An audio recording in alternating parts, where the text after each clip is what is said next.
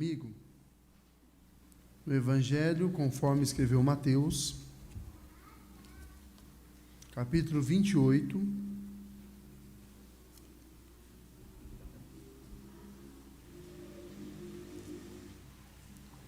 Evangelho de Mateus, capítulo 28, nós vamos ler do verso 16 até o verso 20.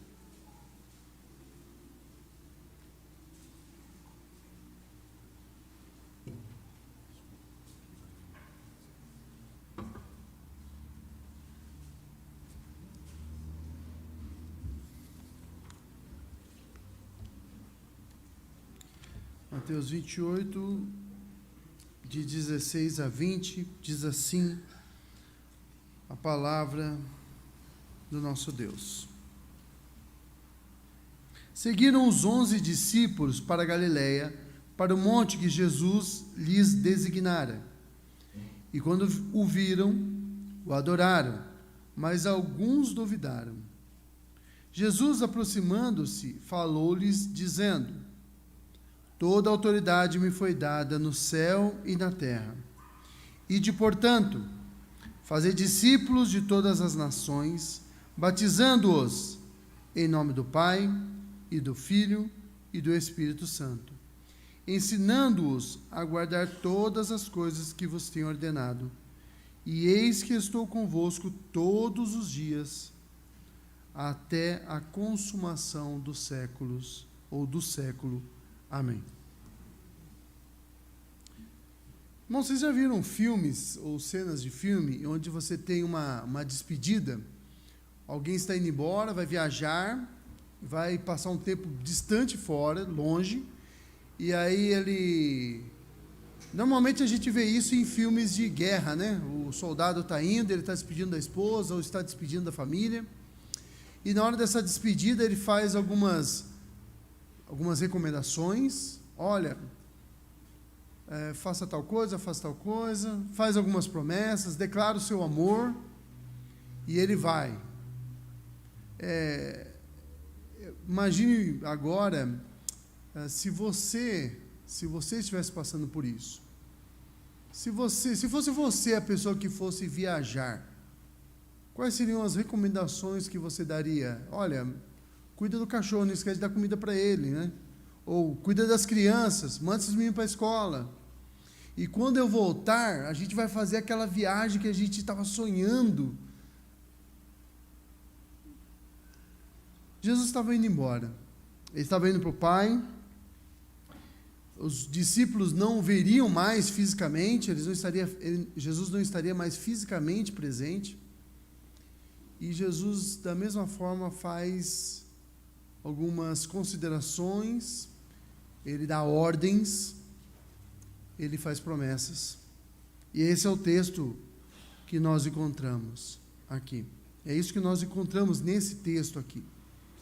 Jesus, ele se despedindo dos seus discípulos, se despedindo da igreja e fazendo promessas e dando ordens. E quais seriam essas promessas e ordens que Jesus faz? Antes de tudo, Jesus ele começa reafirmando a sua autoridade. Ele lhes deu a certeza do seu poder. Ele fala aqui no versículo 18: Toda a autoridade me é dada nos céus e na terra. Isso é extremamente importante, irmãos, porque quando a gente vê, quando normalmente a gente lê sobre a grande comissão, né, a missão conjunta da igreja, normalmente a gente vai só para o ID, né, o versículo 19, ID, portanto, só que o ID ele é antecedido de uma garantia. Jesus ele reafirma a sua autoridade. Eu tenho todo o poder, eu tenho toda a autoridade. A palavra ali não é dinamis, não é poder no sentido de provocar alguma consequência, mas ali é de autoridade. Eu tenho toda a autoridade. Jesus é o Rei, Ele é o Senhor dos senhores, Ele é quem tem toda a autoridade. Ele mostrou isso, e os evangelhos retratam de forma bastante clara. Ele tinha autoridade sobre os elementos da natureza. Ele multiplicou o vinho, ele criou o vinho novo, ele criou o pão novo. Ele tinha autoridade sobre as leis que ele havia criado, as leis da física que ele havia criado. Ele anda sobre as águas. Nós temos visto isso quando estudamos o livro de João, durante as terças-feiras com o mosaico, com a UMP, e quando nos estudos da quarta-feira, quando eu estou ministrando o estudo. Jesus ele tem autoridade sobre as leis da física. Jesus ele tem autoridade sobre os demônios. Os demônios, quando viam Jesus, eles ficavam desesperados. Senhor, vieste nos atormentar antes da hora. Deixe-nos pelo menos ir para aquela manada de porcos. E aí Jesus vai. Jesus tem autoridade sobre os demônios. Jesus tinha autoridade sobre as doenças. Ele dizia, e um dia ele dizia, vá, a doença vai. Lembra quando um centurião chega para Jesus e fala isso? Fala, Senhor, eu tenho soldados ao meu serviço, e eu digo para um vai, ele vai, vem, ele vem. Uma palavra sua basta.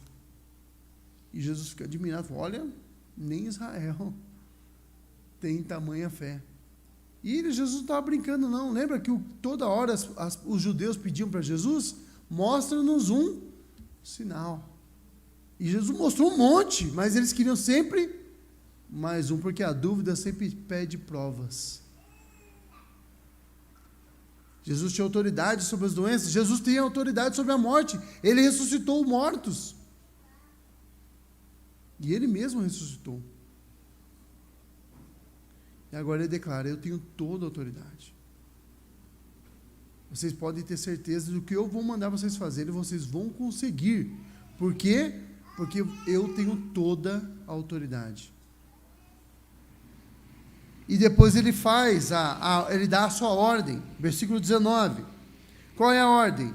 Já que eu tenho toda a autoridade, já que eu sou o Senhor dos céus e da terra, já que eu reino, ide, portanto, fazeis discípulos de todas as nações, batizando-os em nome do Pai, do Filho e do Espírito Santo, ensinando-os a guardar todas as coisas que tenho ordenado.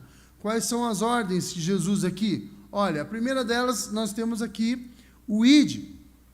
A expressão, o verbo aqui, ele está, em português, seria o gerúndio, né? A gente falaria indo.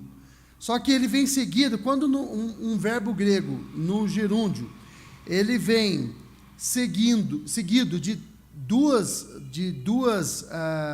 ou de mais de uma, melhor dizendo, de mais de um imperativos, o gerúndio ele passa a exercer a função de imperativo também. O que ele está dizendo, olha, vá. Fazer o quê? Vá e fazei discípulos. A ordem aqui, faça discípulos. É muito mais do que pregar. Nós devemos fazer discípulos. Uma vez que Jesus, ele é a autoridade, ele é o rei e ele reina, nós devemos anunciar ao mundo que existe um rei, que ele está reinando, que ele triunfou sobre a morte, que há salvação nesse rei, que há esperança nesse rei, e que as pessoas devem abandonar os seus pecados, arrepender-se dos seus pecados, e elas devem vir até Jesus. Façam discípulos, façam pessoas que sigam o meu exemplo, façam pessoas que sigam as minhas ordens, façam das pessoas gente que seja semelhante a mim.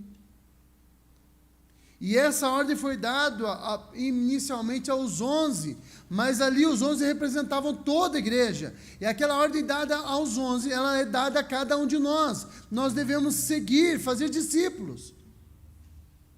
Nós devemos fazer pequenos cristos, pessoas semelhantes a Jesus. Como faremos isso? Ensinando a eles quem Jesus era. Ensinando a eles como Jesus agia, como Jesus pensava. Nós não devemos inventar nada, nós devemos simplesmente dizer para eles aquilo que o Evangelho diz, aquilo que a palavra de Deus diz.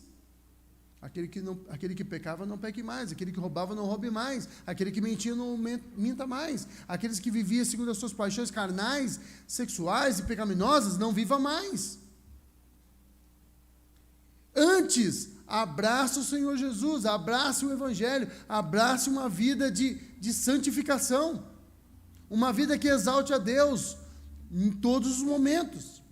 Anunciar que Jesus reina e que os povos devem se submeter à sua autoridade, ao seu reino, à sua soberania, porque de um jeito ou de outro eles se dobrarão, de um jeito ou de outro eles se curvarão, querendo ou não, todo joelho se dobrará. E o que a Bíblia diz?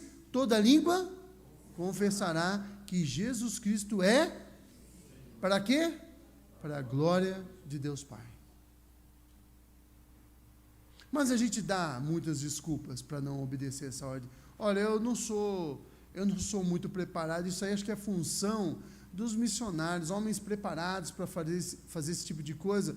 Irmãos, quando fazemos assim, nós estamos terceirizando o trabalho que é nosso. Você pode até dizer, olha, um dia eu devo ter dado uma oferta lá, coloquei os 11 centavos lá, eu tenho certeza. Foi para missões, eu já fiz a minha parte, graças a Deus, fiz missões. Mas o ir, irmãos, a ordem de ir e anunciar a salvação de Jesus, ela é para cada um de nós. Todos nós somos responsáveis, é a nossa missão, é a ordem que Jesus deu. Ele estava indo embora, e ele fala, e Lucas registra lá no livro de Atos, recebereis poder, autoridade, ali sim é poder mesmo, ao vir sobre vós o Espírito Santo, e ser-me-eis testemunhas, tanto em Jerusalém, como em toda a Judéia, Samaria, e até os confins da terra. Mas, Diogo, eu acho que eu não vou conseguir até os confins da terra, mas você pode atravessar a rua. Você pode ir no vizinho. Você pode fazer discípulos entre a sua família. Você pode fazer discípulos na sua escola. Você pode fazer discípulos no seu trabalho. Mas eu não sei fazer. Eu preciso de um preparo, irmãos. Isso é um engano, é um auto-engano. Sabe por quê? Porque a experiência nos mostra que os novos convertidos, que não sabem nada de Jesus, são aqueles que mais falam de Jesus. E eles estão tão entusiasmados, tão apaixonados, eles estão tão deslumbrados por aquilo que Jesus é. Eles tiveram um encontro com Jesus e eles ficaram tão extasiados que eles não suportam, eles não aguentam. Eles precisam falar para outras pessoas. Eles precisam falar de, olha, eu conheci Jesus. E ele é maravilhoso. Eu lembro quando eu li o Crônicas de Nárnia, o Leão, a Feiticeira e o Guarda-Roupa, e também assisti o filme, quando saiu, e tem uma hora que o castor, ele está com, quem já leu e quem não leu vai querer ler agora, né? Quem não assistiu o filme vai querer assistir. Mas o castor, e os meninos estão conversando com a raposa, e aí em um dado momento a raposa fala assim, olha, eu estive com o Aslan, e Aslan ali representa Jesus. Eu estive com o Aslan, e o Aslan falou que vocês deveriam ir para a mesa de pedra. Aí o castor fala, você viu o Aslan? E ele fala, eu vi. E como ele é? Aí a raposa dá um sorrisinho e fala, ele é tudo aquilo que sempre ouvimos falar dele. Irmão, Jesus é tudo aquilo que os evangelhos falam dele. Jesus é o Rei das nações, o desejado de todas elas. Ele é o amado da nossa alma. Ele é o Senhor dos senhores, o Rei dos reis. E o novo convertido, quando vê, ele se encontra com Jesus, ele precisa contar para todo mundo. Então essa ideia de que, olha, eu não tenho preparo suficiente, não é desculpa para os novos convertidos. E não deve ser desculpa para nós. Todos nós temos a obrigação de falar de Jesus, quando a oportunidade aparecer. E se você não consegue enxergar a oportunidade aparecendo, você já viu, né? Já deve ter visto, ou se você já até brincou de corda, de pular corda, você vê que a pessoa está batendo, e aí você fica naquela assim, ó, na hora que dá o tempo, você entra. Eu já fiz isso. Hoje em dia, se eu tentar, é morte certa. Mas, irmãos, o que nós devemos fazer, já que nós não enxergamos, às vezes, a oportunidade, é fazer uma oração em todo lugar que a gente chegar, Senhor, me mostra como eu posso compartilhar o teu evangelho aqui. Me dê a oportunidade. Talvez ela não apareça, mas ore sempre, porque uma hora ela vai aparecer, e na hora que ela aparecer, nós devemos estar preparados para compartilhar de Jesus, porque aparece, irmãos, a qualquer momento. Às vezes, hoje quase ninguém pega a fila de banco, né? Mas às vezes está lá na fila do banco e sempre tem aquele que gosta de reclamar da fila. E aí ele está reclamando da fila, você aproveita e fala, olha, Jesus, você já ouviu falar de Jesus? É essas oportunidades que nós temos que observar. E, olha, nós devemos pregar o Evangelho. Isso é uma das partes do fazer discípulo, mas não é tudo isso, não é só isso, quer dizer. É muito mais do que isso. Pregar o Evangelho é uma delas. Nós não somos responsáveis por converter ninguém, irmãos. Isso não é nosso trabalho. Quem é que convence as pessoas do pecado, da justiça e do juízo? É o Espírito Santo. Nós devemos somente pregar. Mas por que eu vou pregar, Diogo? Nós somos calvinistas. Nós cremos que Deus já determinou desde a antiguidade, desde que o mundo existisse, aqueles que seriam salvos. É verdade, nós cremos assim. E nós cremos também que foi Deus, lá na eternidade, antes que o mundo existisse, lá na eternidade, que determinou como seriam os meios. E sabe qual foi o meio, irmãos, que Deus determinou? Que as pessoas conhecessem o Evangelho, ou fossem atingidos, alcançados pelo Evangelho, pela aquilo que Paulo chama de loucura da pregação. Parece não fazer sentido, mas é o jeito que Deus escolheu, irmãos, porque Deus, Ele não pensa como nós pensamos. Ele escolheu as coisas loucas desse mundo para confundir as sábias, escolheu as fracas para confundir as fortes. Ele faz do jeito dele. Ele tinha um exército de 32 mil nas suas mãos, lá com Gideão. Aí Deus fala, não, é muita gente. Vocês vão achar que foi vocês que venceram a guerra.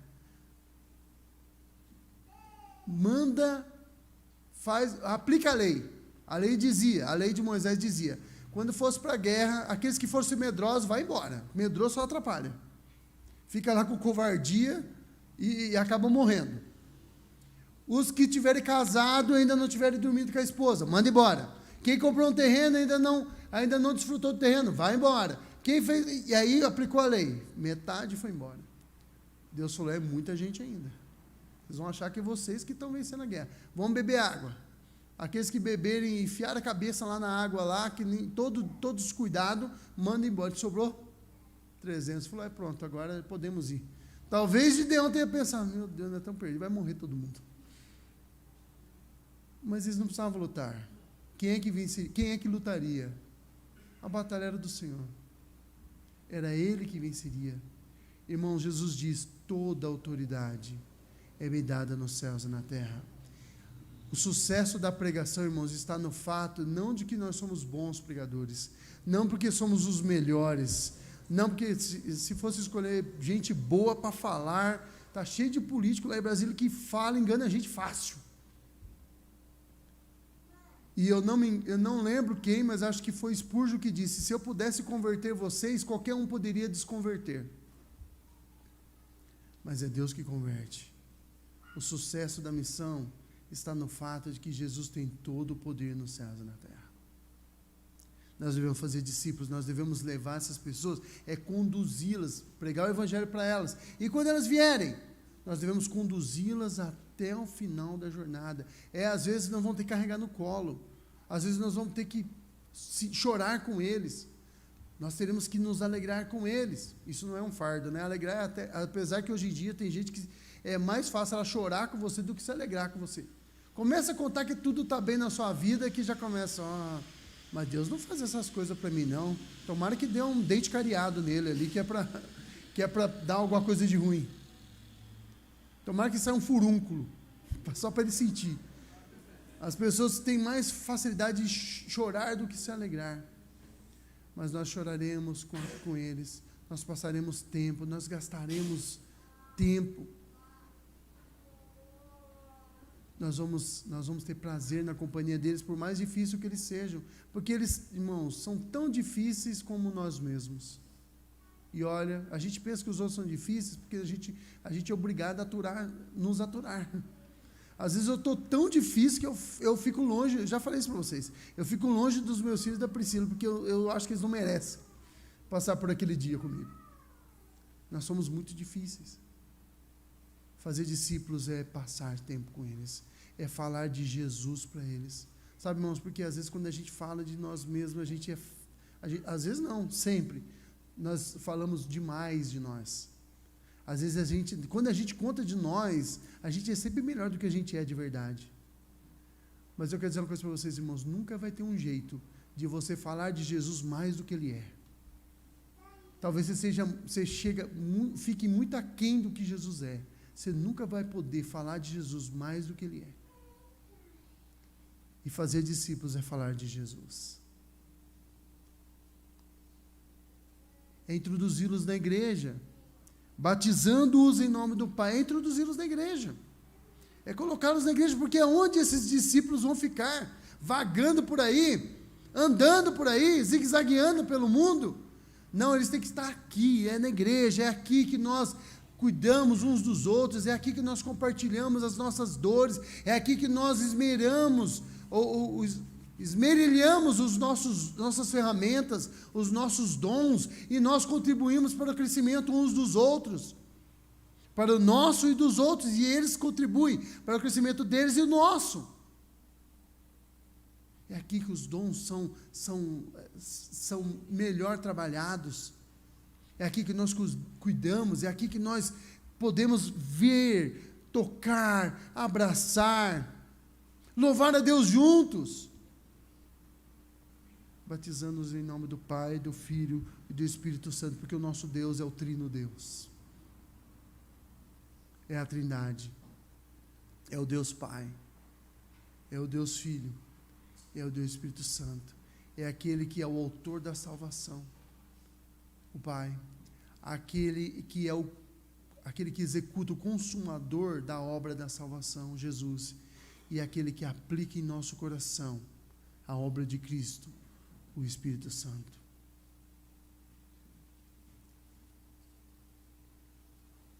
E aí ele conclui, e eis que estou convosco. Olha, vocês vão conseguir cumprir o ID, vocês vão conseguir fazer discípulos, tanto é que nós estamos aqui, nós somos resultado de pessoas que foram fiéis, os apóstolos foram fiéis, e eles pregaram outras pessoas que permaneceram fiéis, alguns desviaram, alguns pregaram heresias, outros caíram nos seus próprios pecados, mas Deus manteve o seu remanescente fiel, Ele manteve os seus fiéis, e eles foram passando de geração a geração o Evangelho, e Deus foi levantando pessoas que continuassem mantendo firme, ou mantendo acesa a tocha do Evangelho, e ele chegou a alguns anos, 100 e tantos anos, num coração de um homem chamado Ashbel Simonton.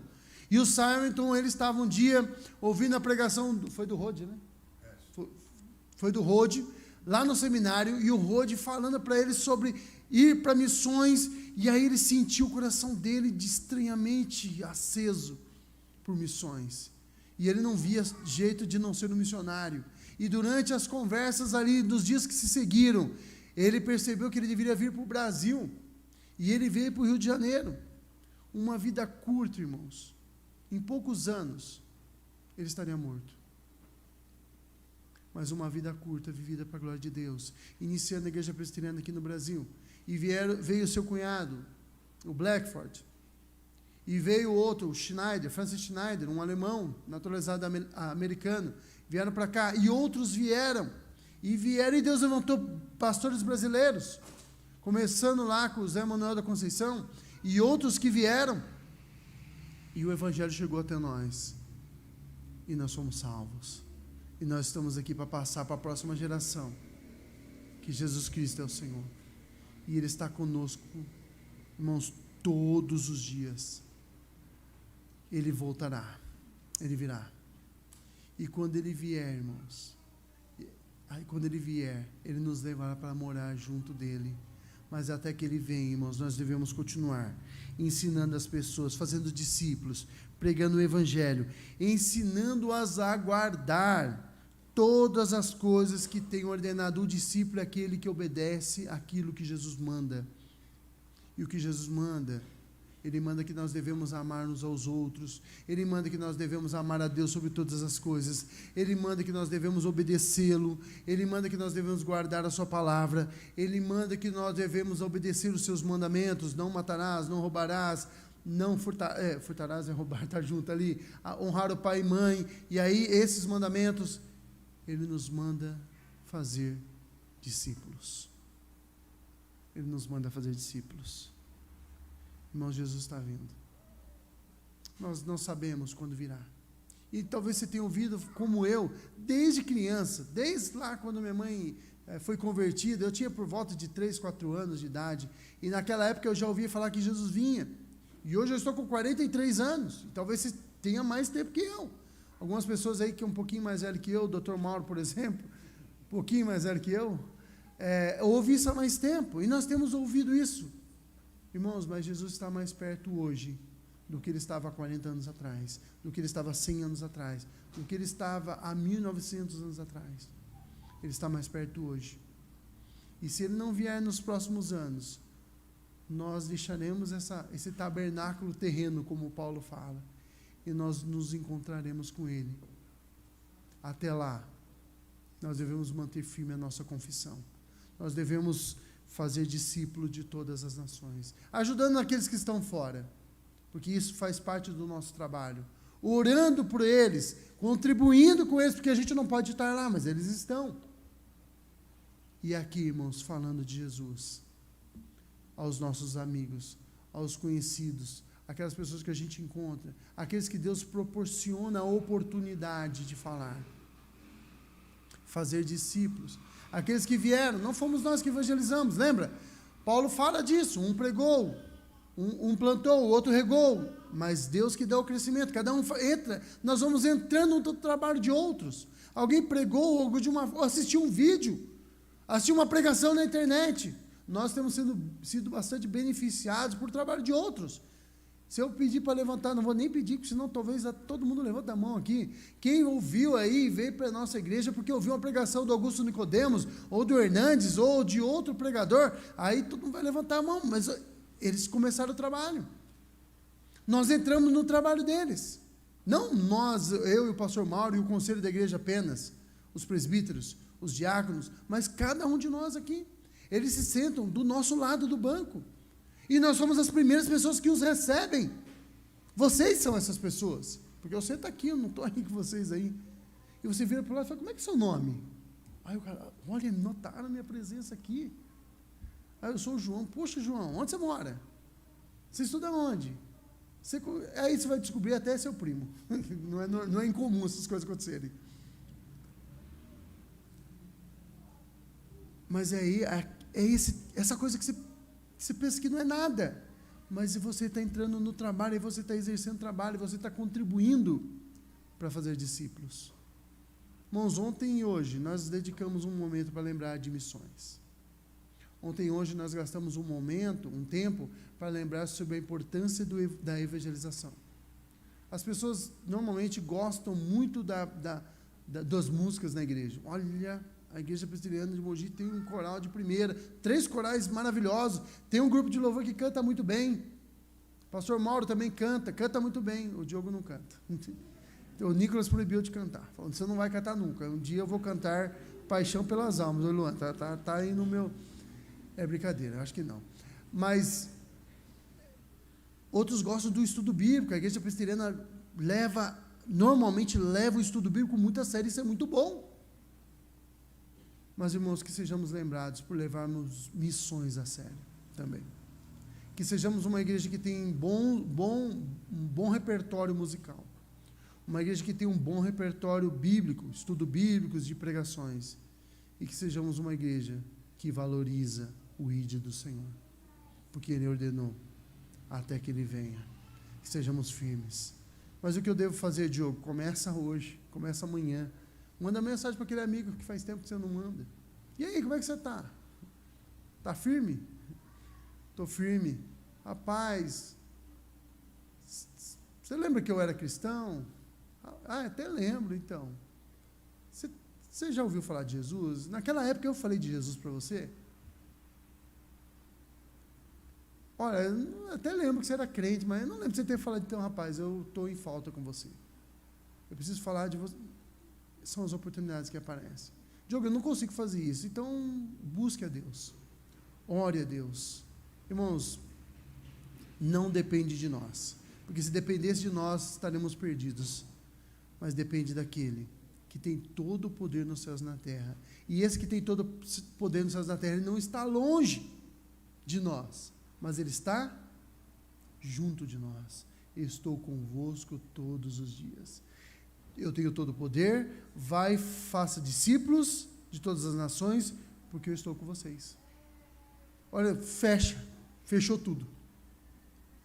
Vocês vão pregar, e o trabalho de vocês vai ser bem sucedido, mesmo quando a pessoa não quiser, porque o Evangelho tem tanto, ele tem a propriedade tanto de abrir corações, como de fechar corações.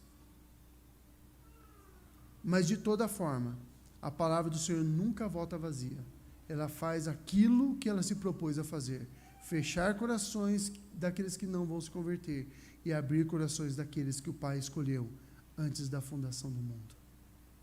E é do agrado de Deus que tudo seja feito dessa forma, porque foi Ele que mandou.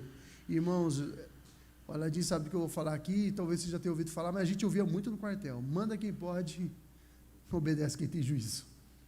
E nós somos pessoas, devemos ser pessoas ajuizadas, porque Jesus é aquele que pode, e Ele mandou.